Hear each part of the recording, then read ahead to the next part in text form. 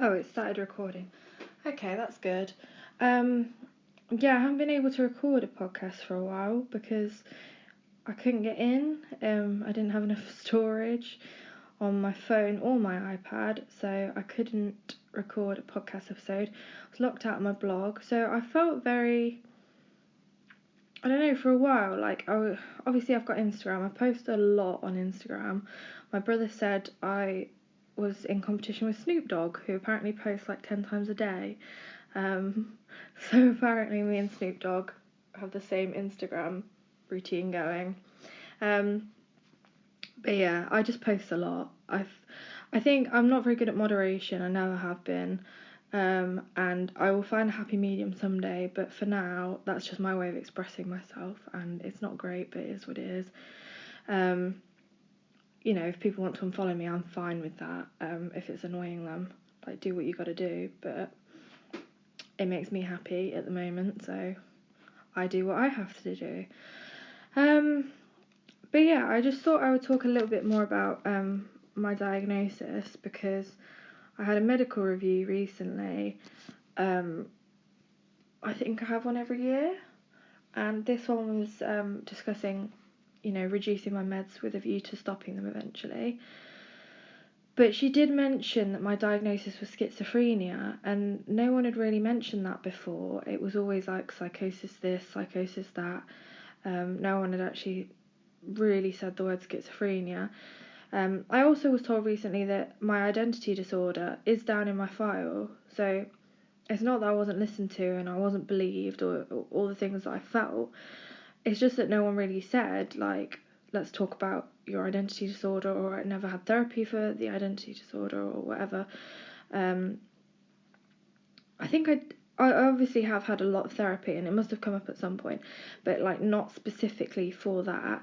And I just felt like people didn't believe me and all of that. But it is down in my file as something that shaped my mental illnesses and obviously really affected me. I've talked a bit about my identity disorder in the past, but considering this podcast is called the Baby Diaries and it's about the identity disorder, which I named Baby, I haven't talked about it a whole lot because I still find it a bit embarrassing. I don't know why. Mental illness is nothing to be ashamed of. Any mental illness, like you should never feel shame because that's just going to be more pain for you. So you have to accept yourself and all the mental illnesses that come with you being you.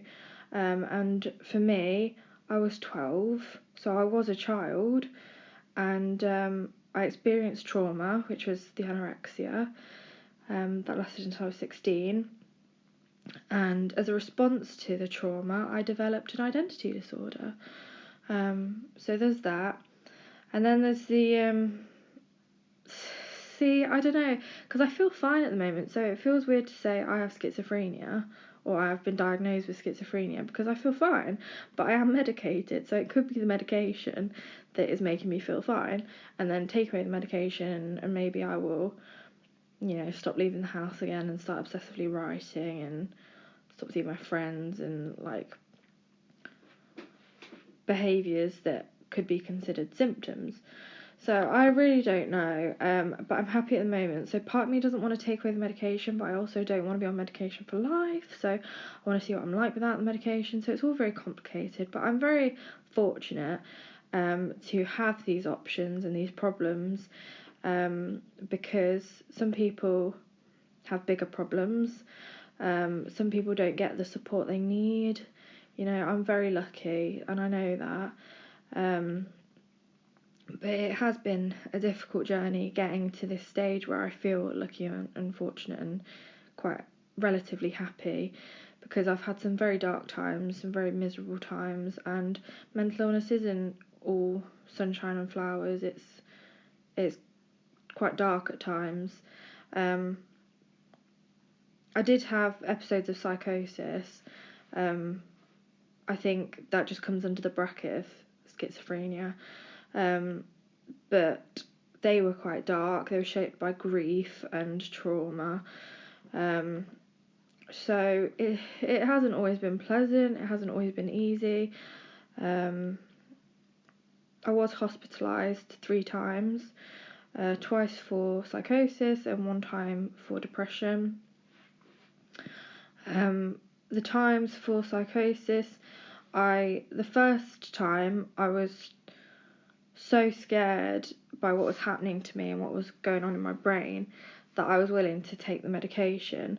But the second time, I was a little bit more worried about my body because I still thought I was ill with the autoimmune and I still didn't feel well, and I was more trying to prioritise my body, so I refused the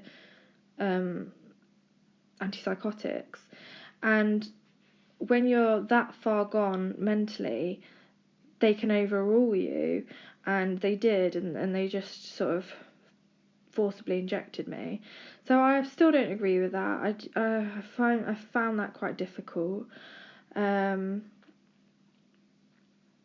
are parts of my memory that I don't like, but I don't remember certain things. I don't remember arriving. I remember arriving in the ambulance at the hospital and being wheeled in a wheelchair, but I don't remember like the assessment bit, because apparently I was assessed to see if I was like that I needed to be hospitalised or if I could go home, and they obviously decided to keep me in, but I don't remember that part.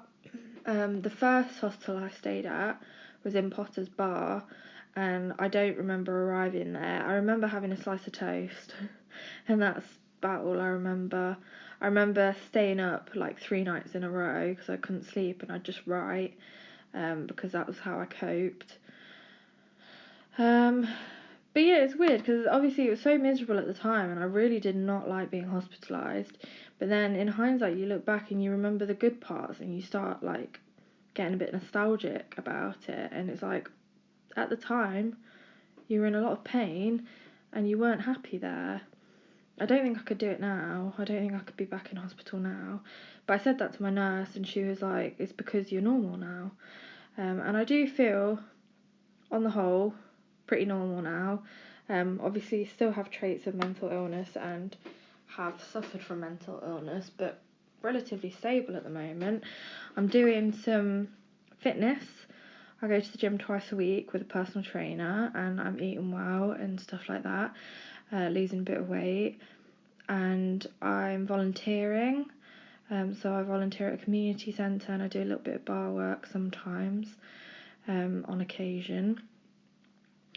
Obviously, I like do my music, so I sing and I write, and my new single was out yesterday, so that's Pretty Little Traumas by Miserable Isabel. And I've got another book that I want to publish, but it's just getting around to it and getting someone to proofread it.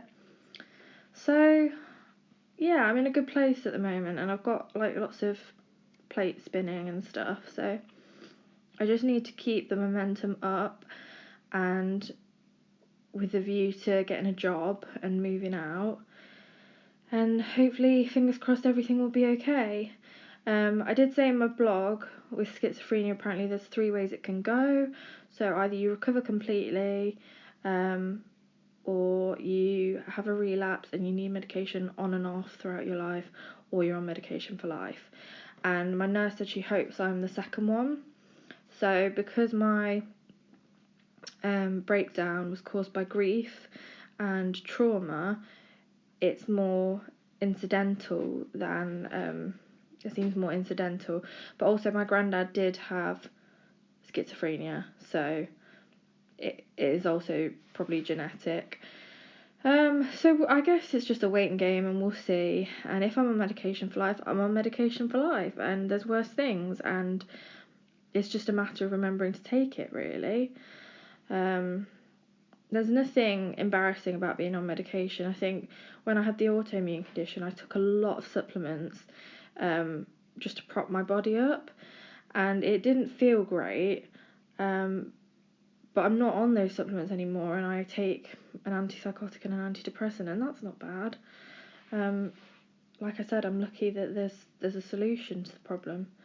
So I hope this has been informative or comforting or something. I hope it's given someone something and help them feel like their problems aren't as strange as they felt they were, because I have always felt very, very strange, and I think if I'd had a podcast like this to listen to, I'd have felt less alone. So I hope it does provide that for someone out there.